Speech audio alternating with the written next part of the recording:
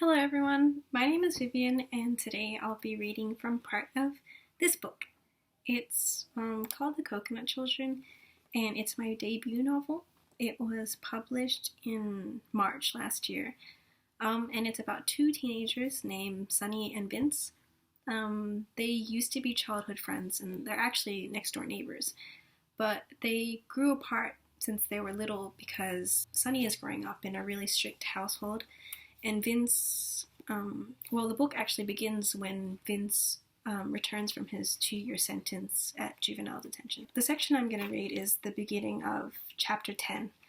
And in earlier sections of the book, in other parts, Sonny and Vince have been in the same room, in the same hallways, in the same house because he was invited over for dinner by Sonny's grandma.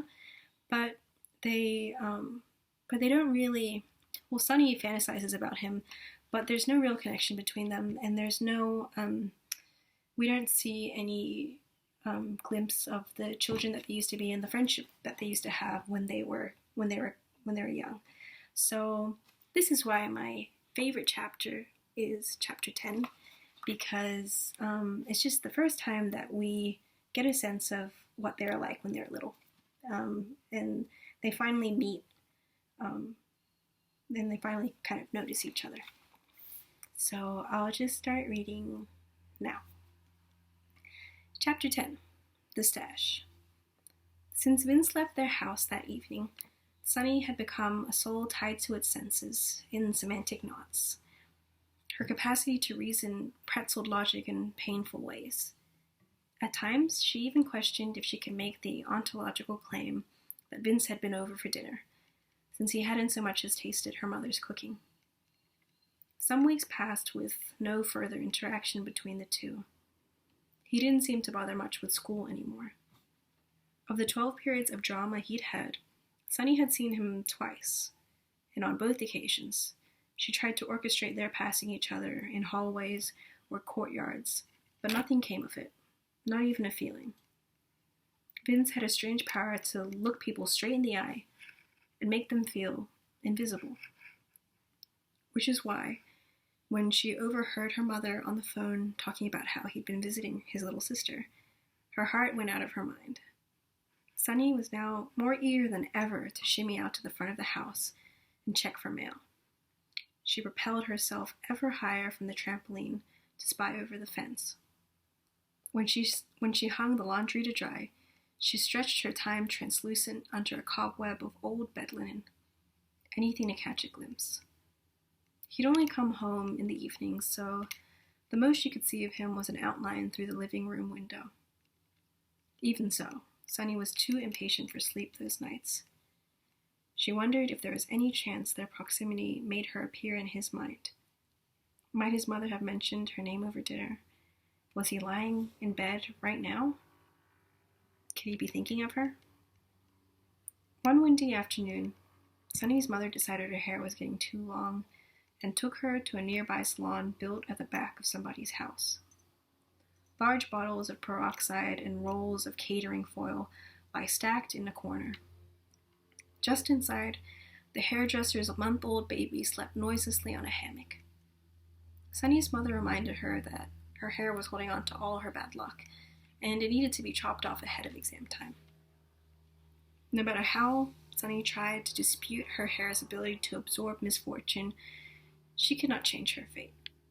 In her mother's mind, superstition was a science. And so, when the hairdresser asked her how short she wanted to go, she let her mother hold a finger to the nape of her neck, not daring to say a word. Sonny was so busy staring into the mirror and keeping herself from sniffling that she was unaware of someone watching her just outside. A fight in one of the surrounding streets had scattered when the police were called, and boys were seeking asylum in people's backyards. Vince had just jumped a fence and landed on a patch of cooking herbs. Having sustained an injury from the prickly cilantro leaves, he held onto his ankle with both hands and hobbled along, cursing in pain. While he struggled to keep his balance, Alex and Denny were already at the other end of the yard, helping Tim Tam over to the garden next door. Hearing voices from inside the house, Vince squinted at the window and saw some girl reflected back at him through a full-length mirror. He found himself holding his breath as the scissors chewed through the bundle of her hair, so black it was a silhouette of itself. When the shadow fell away from her face, it revealed yet another mystery. A stranger, who might have once been someone special to him. All was still until a crying child snuck into the silence. The hairdresser stepped out of the room to rock her baby back to sleep, and then there was only the girl left in the mirror. Vince couldn't move. He felt silly for standing there on one leg, for not being armed with a good enough reason should anyone catch him staring. Yet innocent and free, and unashamed of his curiosity. How could you explain to someone a shape in the clouds, or a sentence in Pig Latin? They either understood, or they didn't. Either way, you didn't need them to. There was a horizon somewhere, and Vince felt himself getting closer to it, remembering who he was before he'd been forced to become somebody else. It was like returning to the garden you'd grown up in, and finding a message you'd left yourself in the dirt. He saw his life flash before her eyes. "Vince," Danny called. "What are you looking at?" "Huh?"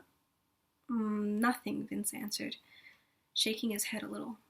He skirted past the star-petaled flowers sprouting from the hairdresser's garlic chives, and to the other end of the yard. Jumping on the ceramic rim of a potted kumquat tree, he kicked a fruit-heavy branch as he bounded over the fence. Golden orange ovals dropped to the ground in a puddle. He heard the kumquats dribble against the concrete before falling silent, but left them there for someone else to harvest as he ran to catch up with the others. All the thoughts inside his head were suddenly crisp and sun-drenched, light and filled with it. Hadn't his family once grown kumquats in their garden? If not, why did he know that their juice could be used to make a tangy jam, and that the scientific name of the tree was Fortunella? Hadn't someone told him the kumquat was the only citrus with a peel sweeter than its own flesh? Someone must have been Sonny.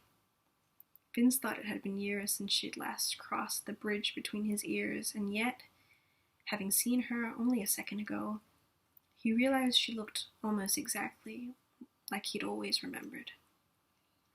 Vince bit into the fruit of his memory, skin and all, and let the light explode on his tongue.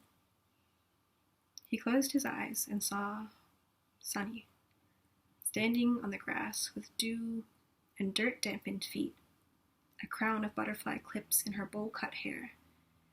She stared at him with a stern look, as if to ask what had taken him so long. How could he have left her waiting in forever, like a flower fossilized, while he went to grow up on his own? And who told him he could imprison her within his mind's amber? Sonny. So that's about 4 pages into chapter 10. And it's almost like right in the middle of the book as well, when they finally meet and finally remember each other. So yeah, I hope you like it, and thank you.